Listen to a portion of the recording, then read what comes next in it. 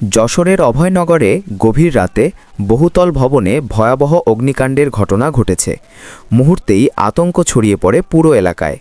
প্রাণ বাঁচাতে নারী শিশুসহ বাসিন্দারা ছুটে আশ্রয় নেন ভবনের ছাদে। গতকাল বৃহস্পতিবার রাত 10টার দিকে উপজেলার গুয়াখোলা গ্রামে আকিজ জুট মিলস সংলগ্ন সরকার গ্রুপের 7তলা ভবনের 5ম তলায় এই অগ্নিকাণ্ডের সূত্রপাত হয়। প্রত্যক্ষদর্শী এক শ্রমিক জানান, একটি রান্নাঘর থেকে আগুনের সূত্রপাত হয়ে কয়েক মিনিটের মধ্যেই তা বিভিন্ন কক্ষে ছড়িয়ে পড়ে। ভবনের ভেতরের ডেকোরেশন ও ফলস সিলিংয়ের কারণে আগুন দ্রুত বিস্তার লাভ করে। খবর পেয়ে নোয়াপাড়া ও যশোর ফায়ার সার্ভিসের 2টি ইউনিট ঘটনাস্থলে পৌঁছে টানা 2 ঘণ্টার চেষ্টায় আগুন নিয়ন্ত্রণে আনতে সক্ষম হয়।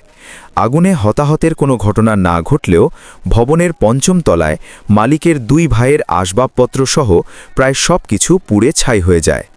উদ্ধার অভিযান চলাকালীন ফায়ার সার্ভিসের এক সদস্য অসুস্থ হয়ে পড়লে তাকে দ্রুত অভয়নগর উপজেলা স্বাস্থ্য কমপ্লেক্সে ভর্তি করা হয়। ঘটনাস্থল পরিদর্শন করেন উপজেলা নির্বাহী অফিসার শেখ সালাউদ্দিন দীপু। তবে অগ্নিকাণ্ডের বিষয়ে ভবন মালিকরা কোনো মন্তব্য করতে রাজি হননি। যশোর ফায়ার সার্ভিসের সহকারী পরিচালক আব্দুস সালাম জানান, প্রাথমিকভাবে ধারণা করা হচ্ছে রান্নাঘর থেকেই আগুনের সূত্রপাত। তদন্ত শেষে ক্ষয়ক্ষতির সঠিক পরিমাণ জানানো হবে।